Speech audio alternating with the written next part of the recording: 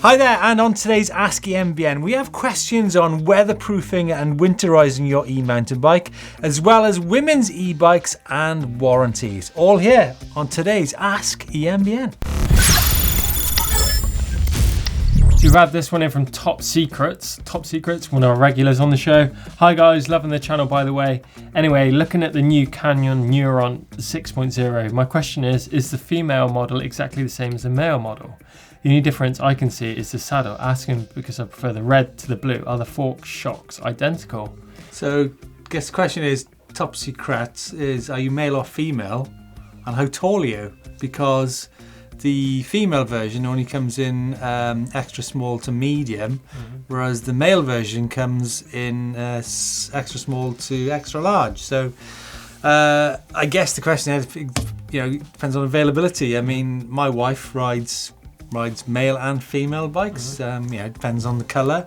Yeah. If you are, for example, riding a bike from extra small to medium, it seems to me that the geometry, which is the all-important factor here, seems to be exactly the same on both bikes. So it comes down to colour, as you mentioned, the women's specific saddle on there. I'm not actually sure, Chris, whether Canyon do a lighter tune on the shock on the women's bikes, but something we normally see. But again, that comes back to we're all a mix and match of weights and sizes. So I think you could ride either bike. So if you fancy one colour over the other, then I don't see why not. To be honest, it's the saddle. That's the main thing that we can see is the differences. Yeah. As Steve mentioned, a lot of manufacturers either use different geometry, like a shorter top tube, and different saddles and different tunes on the suspension for women's versions. Obviously, normally a bit different colours and that as well, but. It's looking at it looks pretty similar, but as Steve mentioned, do you know what I hear? You see a lot of hype and a lot of nonsense in women-specific bikes. I'm not for 1 minute saying that's the case with the Canyon, but I know one particular brand. They made a women-specific bike, and they actually heightened the bottom bracket, right? So they said was to give better clearance from pedal strike. I mean, but you heighten the bottom bracket, it actually, all they did was compress the frame, raises the top tube, so at that point there's a higher standover, and it makes the bike handle far worse in corners. So you need to be very careful on women's specific stuff, but I can highly recommend that Canyon Neuron bike, or indeed the Spectral, because that's a cracking bike too. We got this one in from Philip McMahon. Love the channel. I have a Levo, which I love, but I have had quite a few warranty claims. Do you guys have an idea as to which battery and motor systems are the most reliable? Looked into it a bit, haven't you, Steve, I suppose? Do you know what? I think it depends how much love you give your e-bike, where you ride it. We know there's been issues with all e-bike motors over the last few years, whatever brand it is. So it's a question of, it might be a question of bad luck some of the time, I mean, for some motors they get a lot of abuse, there's a lot of water getting into them. Some motors, there are actually some small manufacturing problems, but that happens with all mountain bikes, not just e-bikes. Yeah. But which motor is the most reliable? I don't know. I just had my pick. That's a difficult. It's a hard one, isn't it? Obviously there's going to be comments now saying, "Oh, you should be in politics," blah blah blah blah blah. I'm beating around the bush, but it truly is like some of the bikes that have had a bad name. I've ridden and they've been the most reliable motor. There you go. There. This is actually as it is happening, right, Chris? You've got Shimano, Bros, Bosch. Yeah. And Yamaha motors. I mentioned Yamaha. Now, how many problems have you had with any of those motors?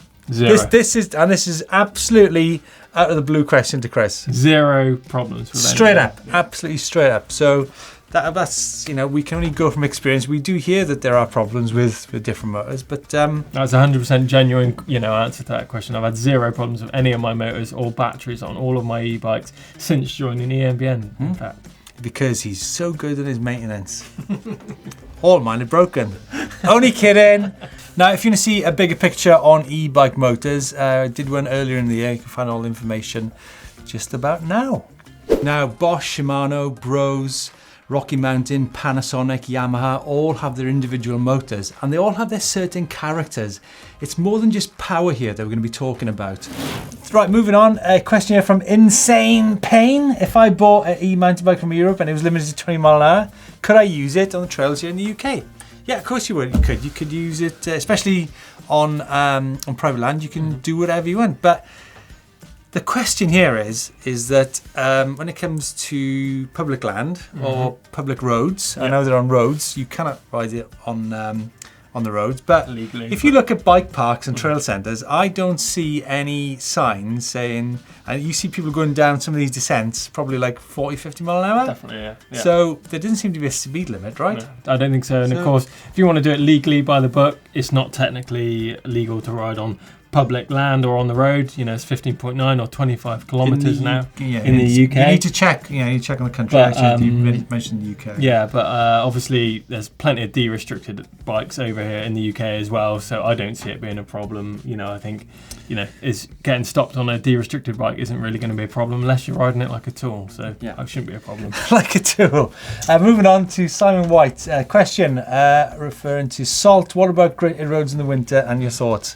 I hate gritted roads. Yeah, I think you just need to take a bit more care of the drivetrain. Really, just make sure that chain's nice and lubed. Degrease it after all those big rides. But I think any bike, whether it's an e-bike or not, it plays hell with your bikes. All the battery connections. And things that's why a lot of road cyclists and commuters they actually have a winter bike to keep their best bike for not getting hammered. But we've done a full video on that, how to winterproof your ride. So check that one out down below. So let's talk lube when it comes to winter. Basically, you want to be putting that dry lube away. Dry lube you've used all summer and dry conditions, designed to be very low stick, so it means it doesn't pick up all that dust when you're out on the trails. When you switch to the wet lube, what the wet lube does is penetrate those rollers better in the chain, also clings to that chain a hell of a lot better so it doesn't get washed off when the rain starts coming down. Just remember, if it does get really nasty out there, stick a bit of that in your backpack and reapply that to the chain when things get nasty. Next question in from Ross Penny. Hi there, love the channel, guys. Thanks Ross, nice, appreciate that. I have a Bosch Performance Line CX mode on my e-bike. I recently hit a pedal strike, and now when I back pedal, my crank's making knocking noise in the same place each rotation. What could this be? You could have bent your crank. I mean, it could. Are they hitting the frame? It could be bearing issue. Could be a bearing issue. Could be something's gone out of alignment. Maybe it's a pedal issue. That's a tricky one. I can only see, because we can't see the bike.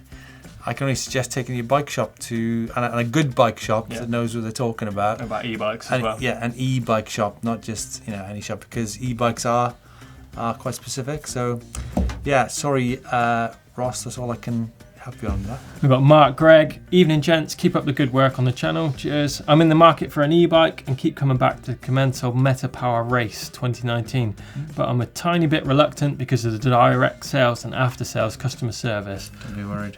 Not that I've read anything bad, but I'm not sure if I could pull the trigger on not dealing with a company that doesn't have a UK dealership. Also, if I remove the battery, could you see a problem with me putting it on my roof rack carrier? The manufacturer's guide state a maximum load of 20 kilograms. With the battery removed, the bike should be around 19.5 once removed. Well, I guess the question there... Would it handle the elements without the battery protecting the contact points? Yeah, it would do. Mark, in response to whether it can handle the elements, yes, it can. Can you put it on your roof rack? Well, can you? Only you can answer that. I mean, because 20 kilos isn't light. No. But the other question, I think, on whether you should buy a direct sales bike. I mean, I've seen that bike. It's incredibly good value. It's got great geometry. It's got great components. The bike arrives in a box. It's all. Simple. There's no problem in buying a bike like that, and it's very easy to send them back. It's all set up so you can. If there's a problem, you send it back to them and get sorted out. I've never heard of any Commencal direct sales problems. No, I wouldn't be shying away from that direct sales. I think it's a really good way of getting hold of those bikes at a good price, to be fair. And just quickly referencing back to your battery contact points, there's lots of covers available as well. So you have like a clip-on Velcro connector if you are worried about that, but you can just tie something around it like a plastic bag or something just to keep those elements away whilst it is up on the roof.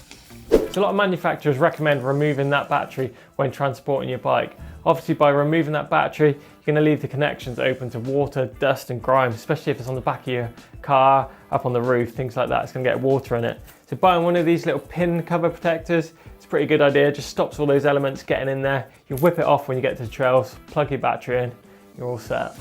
Moving on to Tilsey 232. Yeah, I'm looking into getting my first e-bike. I used to ride a Giant Stance before and I loved it. And now looking at getting either the Merida E160 900E or the Giant Trance E+1 Pro in small. But being fairly short and 75 kilograms, will I still be able to manual and bunny hop such a heavy bike? Well, I can answer the first bit. Manual them. Both those bikes are great bikes. Just make sure you get your sizing right. So, but in relation to the manuals and bunny hops, yeah, it's going to be. We did a video actually recently on this. So that's coming out soon. But those trail skills that you already know on your current bike, you can transfer them across. It's just putting that little bit more effort in. You really need to use the bike suspension, but just don't have it in your head that it is a heavy bike. You just got to work a little bit harder. It's just using your timing, just using different parts of the ground to lift, to generate lift, right? Yeah. Daniel Mackenzie, Chris, why did you replace your Cannondale Moterra LT1? What was it missing? Wasn't missing anything. It was actually, I was riding like a sponsored rider for Cannondale before I joined EMBN, and of course I joined EMBN and now we have different sponsors, so unfortunately no more Cannondale but lots more different bikes for me. Now I'm on the channel. There you go. Trevor Onion says, I have a 2017 Lapierre Overvolt XC500. I've replaced the front suspension. That was a RockShox 120mm with a DVO barrel, 140mm travel, and it's transformed the bike into a real great bike. My question is, what can I do with the rear shock? It's a RockShox 120mm basic unit, and I would like more travel. I know Lapierre do a 140mm version of the Overvolt, but not sure if it's an identical frame. Thanks and keep up a great show. Thanks, Trevor. You need to be careful because if you go swapping shocks out to try and get more travel, is the frame going to overlap? Is it going to knock into another part of the frame? If you stick a longer shock in, obviously you think you might be getting more travel, but you're really going to ruin that geometry as well. It's going to steepen your head angle. It's going to jack the back end out, increase your wheelbase. It's just going to make it. There are ways of getting more travel by using the same length shock, but it's complicated old business. Yeah. Do you really need it? I think geometry is vital, and if you go upsetting the geometry of a bike, then it could handle like an absolute dog. So I'd be very careful. At best, you're going to probably gain 20mm if something like that, and that isn't going to make a lot of difference. That's 20mm is like a less than or just about a 20p piece. Yeah, so in size, it's hardly anything. We've got this one in from Martin Littlewood here. I'm trying to find the best insurance company to insure my new e-bike. Do you have any recommendations? I recommend you do insure it. Who from? I don't know. Have you checked out Martin's Money Saving Expert? I don't know. Me personally, I do it with the National Farmers Union, but I don't know. Honestly, I'm really sorry I can't help you on this one. But I think this is a classic case of any of you guys out there know some good mountain bike insurance companies. Please let them know in the comments below so you can help Martin out with his question on insurance. So there you go, it's the end of the EMBN show, but we love hearing from you guys with all your e-bike questions. If you've got any questions at all, drop us in the comments box below, #AskEMBN, and we'll get back to you on next week's show. If you've enjoyed the show, give us a thumbs up, drop some more comments in the box below. Don't forget to click the link in the middle of the screen to subscribe to EMBN 2. Cool. EMBN 2? Yeah, it's the second channel we're launching.